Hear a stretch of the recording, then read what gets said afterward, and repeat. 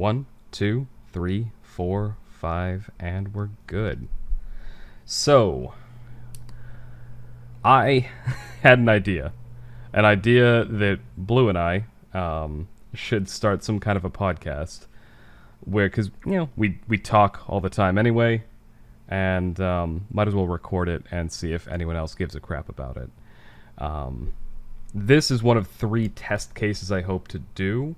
This one being about a specific character archetype that we're going to discuss. The character archetype in question, the overpowered protagonist. Blue, do you have any thoughts? Hello! Hey. Sorry, I just No. shat on the audio. Right, well... Well, actually, before we talk about any of the actual topic, I did want to kind of give some structure to this. right. My thinking is that, the topic, the overpowered protagonist, I purposely didn't give you any context when I talked about this initially. And Nope. the reason for that is I figured we would probably interpret it differently. So Yeah. the way... Oh shit, there's a wasp. Sorry, go on. It's fine. No, Just no. keep- That never happened. Fuck it, we'll do it live. Right. So one of the things I wanted to go through, I figured we'd talk about ways it's done right and ways it's done wrong. But before I even get to that, I wanted to talk about things like ideas I had for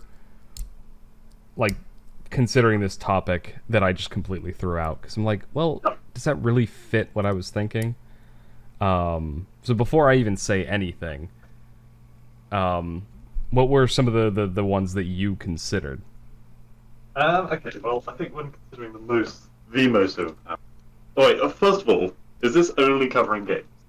No. I was thinking games, books, movies, Okay, everything. because in the realm of animes, this is gonna go far. That's Or my are you god. bringing the weeb shit? How did I not even think of anime? I'm Right? looking at my list right now and I did not even One Punch Man is the obvious one. I never even thought of that. Well, I was thinking, because I've just... well, I haven't finished. I'm halfway through watching Bleach again. Ichigo should have died about 15 fucking times before he reached the Soul Society. That yeah. But the power of Ginger got him through, goddammit. But you see, he's one of the people that I would argue isn't really an overpowered protagonist. He's a protagonist who gains power based on the need of the situation.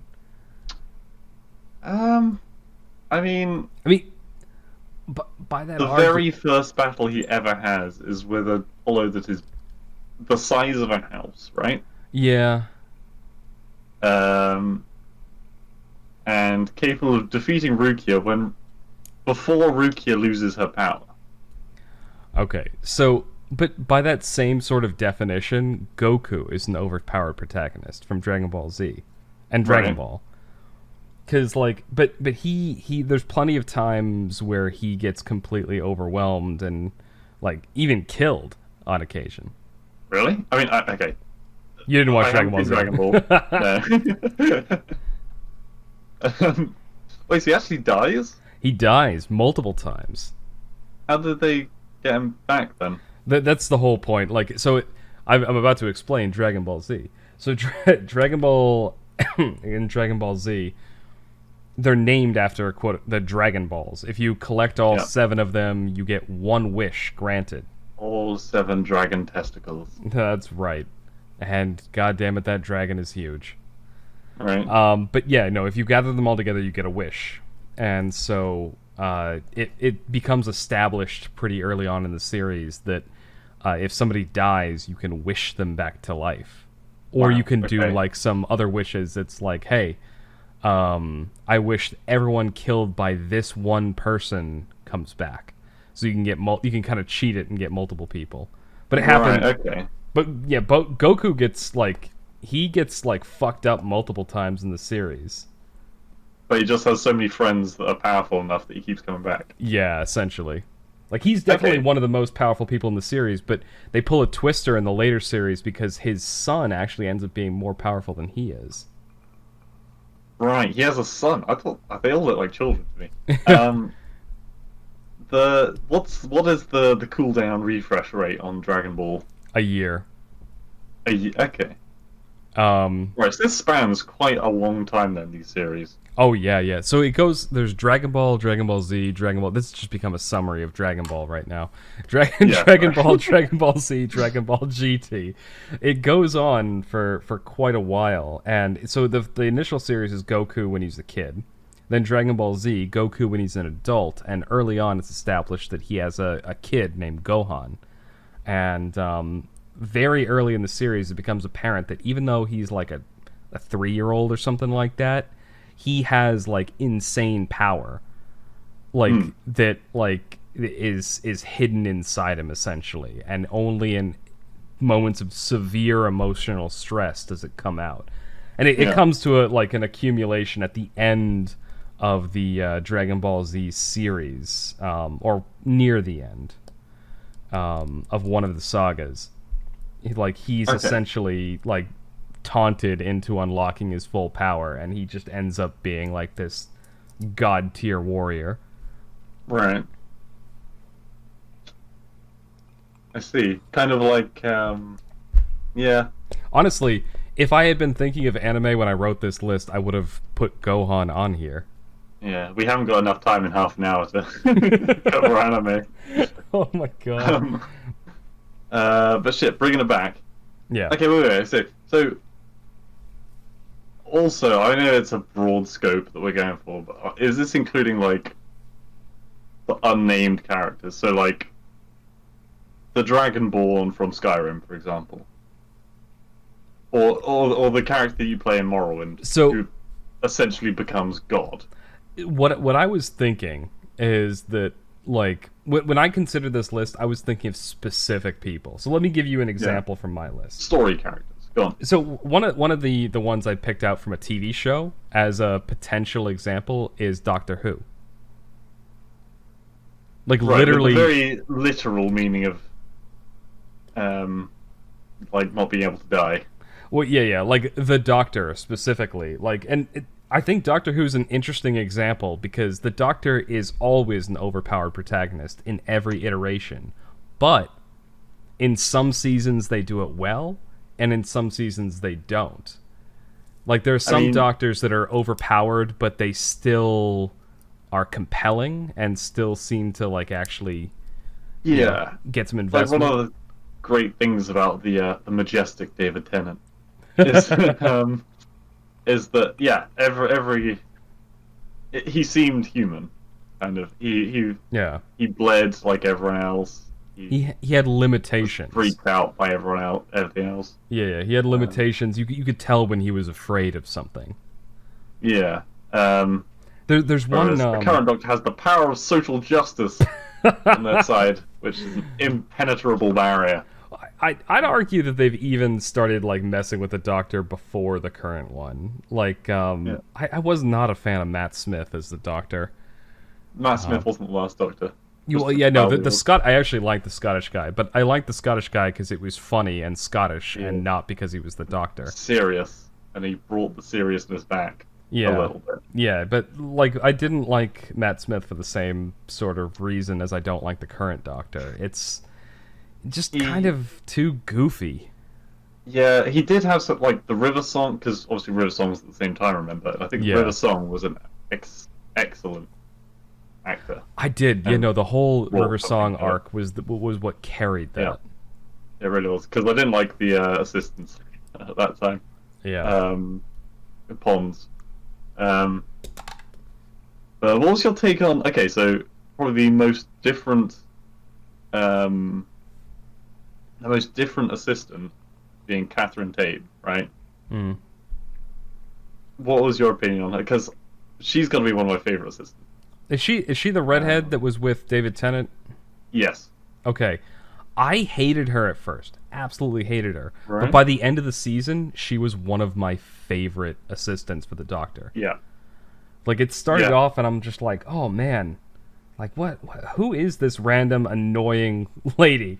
Like, because she just kept, like, talking and just, like, prattling on about completely annoying, irrelevant shit.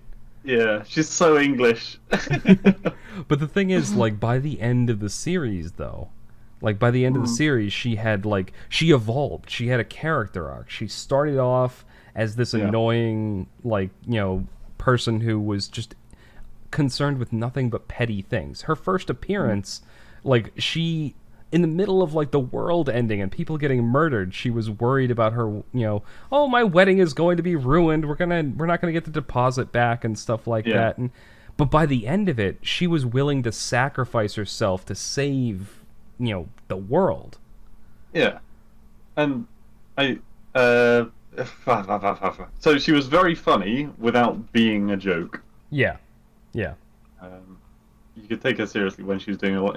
And what I was most worried about, because before I saw her in Doctor Who, only thing I knew her from was Little Britain. She I don't actually know if showed up in The Office too. have you seen Little Britain? No, I haven't. All right, it's something that I will.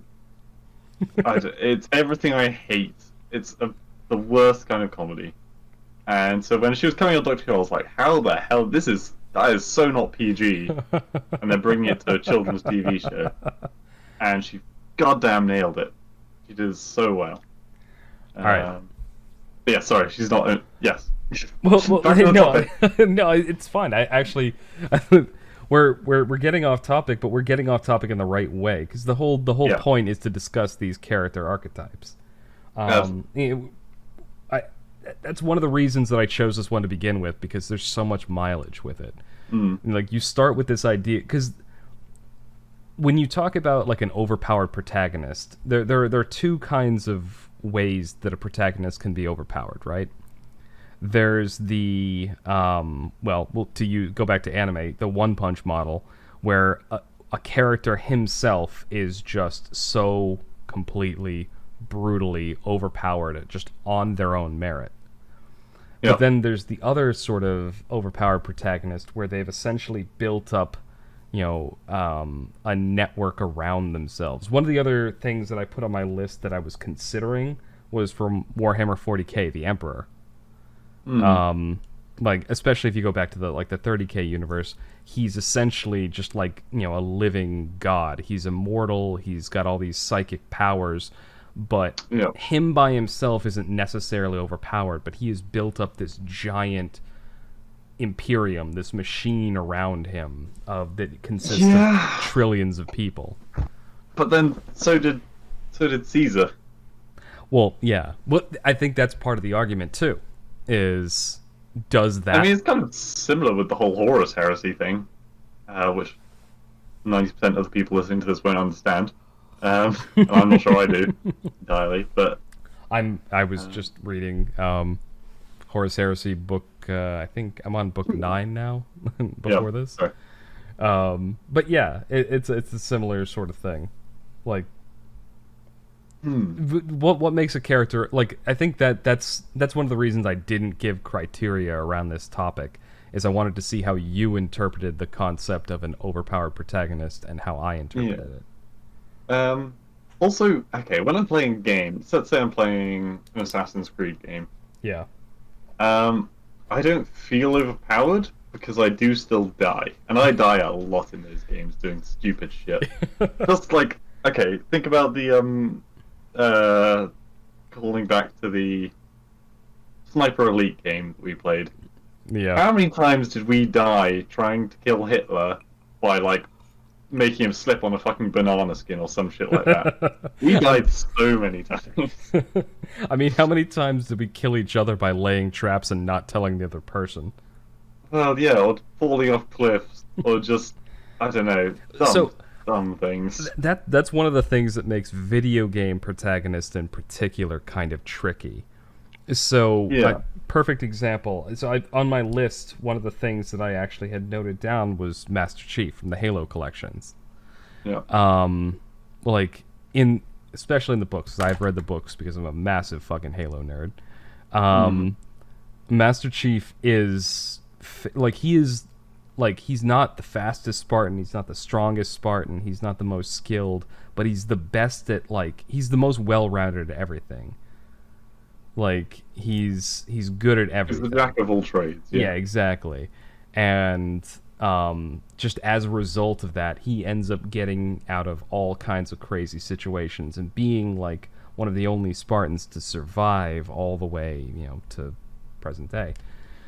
In the games, though, it's kind of hard to make that same argument because, how many times you play through, Halo and you fucking grenade yourself, or you jump off a cliff, or you flip your warthog and have it land on your head. Video games make that more difficult. So when I'm trying to think of like a overpowered character, I kind of discounted the player element a little bit. Yeah. Yeah, no, obviously if it was a better person playing the game, then, they're not going to die as much, especially not when it comes to, like, speedrunners and people who are just literal gods of these games. Well, yeah, I mean... without being gods in the games. A strategic, grenade jump and I'm out of the map. Like, COD 5, World at War, I was talking about it the other day, one that's set in World War II. I was playing it on the hardest difficulty a long time ago, and the biggest struggle, the biggest barrier to get past is just the number of grenades. Like, don't worry about guns. Like, they're not going to shoot you. They're going to blow you up. So, hard mode on that, like the hardest mode, it's a completely different game because you're not trying to dodge bullets anymore. You're just trying to find a piece of cover that's outside of throwing range, which is very rare. And then letting your other people try and shoot the other AIs, because goddamn. All right. Then maybe we should move away from games then. Let's go to to books and movies then, because like I think games we have in general a very. All right, we've gone through anime, we've gone through games. There's one particular instance that I want to talk about in books. Right. And I think we've talked about this before, but I don't think you've read this book. Correct me if I'm wrong. There's a book series called The King Killer Chronicles. One of the first ones is The Name of the Wind. And I'm going to describe this character to you, and I think this is one of the golden examples of a character that is completely and totally overpowered, but is used excellently. In terms of like telling a story. So it's this kid. He's basically like a savant. Like from the time he's like 3 years old, he just absorbs information like it's nothing. Like he learns to talk when he learns to sing when he's like 1. He learns to talk when he's like 2. He learns to like an Artemis Fowl. Yeah, it's set in like this semi-medieval, semi-fantasy setting where you've got like, it's not really magic, it's magic, but there's just science to it. Right. His whole family gets slaughtered after by the time he's like 10 or 12, has learned like, chemistry, alchemy, this basic science known as sympathy. That's what it is. So like you can link similar objects together to transfer heat or motion or stuff like that. He's learned all this stuff. Energy around, Yeah, he's learned all this stuff, but then his family gets slaughtered because of something that happens, right? Right. Sounding a lot like Batman. Yeah, he ends up on the street of this town and has to survive on his own. And he does it until he's around like 14. He's been traumatized, and eventually something triggers him to remember like all of his childhood memories, because up until this point he's been kind of like just in his own little bubble, just in this feral I need to survive state. And he ends up going to this giant university that teaches all of this stuff and this higher, magical learning, essentially. Think like Hogwarts if it wasn't so fantastical. He goes through this and like he excels. Like he gets in. Normally it takes some people like a half a year. He gets in like 3 days. He gets promoted faster than everyone else, but throughout the whole thing, because he's learning so fast and because he's had that rough like street upbringing, he makes massive mistakes early on. Like he alienates some of the higher ups of the school. Like he pisses off the nobles that are there. He ends up like losing out like massive opportunities that he could have gotten had he just had like not as short a temper. Like, he is so used to everything going great and everything's going good and everything coming so easy that he ends up making life harder for himself.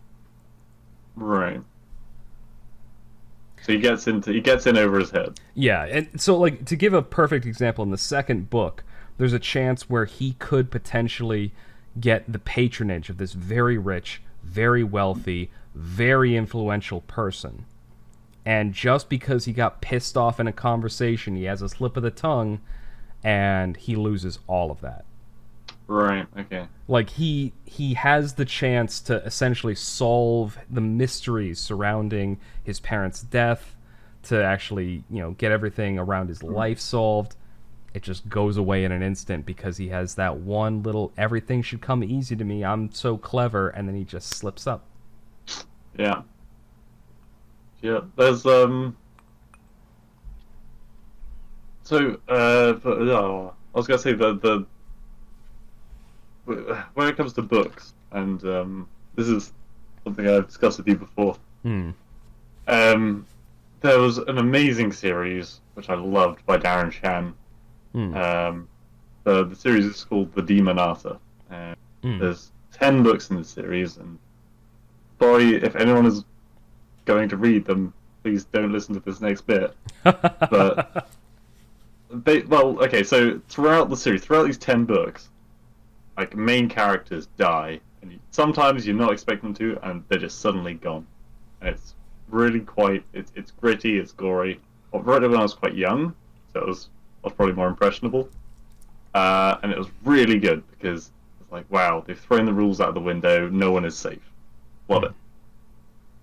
It gets to the last book in the series, book 10, and the demons who are fighting the humans in all these different realms, they track the last humans down to the single place in a single world. And this was many years ago, so I might have missed details, but yeah. So they track the last single place, literally the last 3 or so humans. It might have been less than that. In a cave, there's demons all around, and then the main character and the other 2 like side main characters go fucking Ultron on each other, instantly become gods for reasons that are not explained properly, in my opinion. Wipe out all of the demons, reset time, and create a new universe where there are no demons except one because they made a deal with him, and even he is on a tight leash, and it's just like you spent the whole 10 books leading up to this glorious bloodbath of action, and then you're just like, it's not canon. Well, I this think, is what happens. God damn it! I think that might actually be, that's a really good example of like how to do it wrong. It is. Because you've got all this build-up. You've got all this, like, oh, there's going to be something. How are they going to figure this out? What's the solution? And then it's just like they type ~/activate God mode, and that's the story. Yeah. On the vice versa, though, and I really hope that this does not go the same way that the Darren Shan series did. Well, the Demonata Darren Shan's got multiple series of books. Game of Thrones. So that is the program where no one is safe. Yeah, I was gonna say, don't give me any, because personally, I have done my best to avoid all spoilers of the series. Right. Okay. Completely, because I have not watched the series. I watched the first 2 episodes, and I'm like, you know what? I feel like reading the books again. Okay. You're probably ahead of me. Honestly. So I started reading the Game of Thrones books, which, by the way, are called the Song of Ice and Fire books. Game of Thrones is the name of the first book. Yeah. But HBO thought that would be a better name for the series, which I agree it is. Song of Ice and Fire is a mouthful. I started reading those books in 8th grade when I was like 11. And at that point, there were only 2 books out. And this has been my life. With those books have been around for most of my life. Because when I was, 8th grade, 11, there were 2 books. When I got to high school, there were 3 books. I read the 3rd book. By the time I graduated high school, there were 4 books. I reread the whole series again because it had been 4 years. Then, by the time I graduated high school, there were 5 books. Or graduated college, there were 5 books. And so I had to reread the whole series again just to read the 5th book. Because there's a lot of content there. Each book, by the way, is around 1,000 pages, at least. Then, nothing. I graduated college in 2011. Here we are in 2020, and the fucker hasn't released another book. They released the fucking series. So people who watch HBO know how it ends, and from what I hear, the ending HBO did blew. Yeah. But I have been purposely avoiding all spoilers for it, so that's where we are. Yeah, no, darn. But you're right. It is the perfect counter theory because there's no overpowered characters in that series, barring maybe Daenerys Targaryen. Daenerys, yeah, and I think when you remember the whole kerfuffle where they brought handsome beardy boy back to life. His name? That's not in the books yet. But I suspected it was going to happen. That wasn't in the book. That wasn't in the book. They put it into the film, I believe. Oh, really? Okay. Well. Hey, I don't know. But yeah, sorry, I won't go. But there was a big kerfuffle about it at the time, and when you start bringing people back to life, you get the whole Gotham series feel, where suddenly everyone could I think I know who you're talking about, and I'm pretty sure, because the books left it ambiguous whether that person was dead or not, but HBO kind of made their decision. Yes. And that, I think, that was the problem, is that HBO decided to make a decision about that. All right, I don't want to get too deep into Game of Thrones. Let's switch off of Game of Thrones, yeah. So, some of the, like, I had put down, like, a couple ideas on this topic about, very, very obvious choices for discussion. And these are all from movies. Come on, hit with another one. All right, so here is the classic, the most obvious choice for this. Superman. It's a very American. but think about it, like, you've got a dude completely invulnerable. Like, sunshine makes him invulnerable. He can fly. He has super strength. He's fucking bulletproof. He's got laser eye beams. Apart from the one thing, yeah. Well, kryptonite didn't even show up until, like, years after he was created. Right. See, I don't see how something like that appeals to kids. I mean, like, if someone is completely invulnerable to everything, that's like being like creative mode on Minecraft. It just sucks after a while because, nothing can hurt you. Honestly, I think it's a power fantasy. Like, I think Superman is a power fantasy. It's people going like, oh man, I can fly, I can see through, everything. Yeah. I can blow up shit with my eyeballs. Like, bullets can't hurt me. Yeah. But I think that's one of the reasons that, like, as Superman went on, when they tried to figure out plot twists for him, the only plot twist they could think of is he's suddenly the bad guy, or like some arbitrary thing has made him weaker. Yeah, because like there's nothing to him. Yeah, that's why I think a lot of people like Batman more. I mean, Batman can be a bit whiny, and everyone knows his goddamn story by this point. It's been retold about 10 times. My parents are dead. Exactly, but like he definitely appeals to like the whole a far more grungy. Well, it's not even darker grungy. Side to superheroes. He has a complex personality, because he's essentially like Batman's actually a really. Batman's superpower is infinite money, essentially, but it's done in the right way. Like, he's a privileged brat. He's a billionaire's kid, right? And he's got this mansion and this butler that raises him, but he watched his parents get murdered right in front of his eyes, which is a traumatic experience. And then he takes that to him, and that becomes like an obsession to his character. Like, I think putting those two next to each other is always going to, like, shine light on how shallow Superman is and how complex Batman is.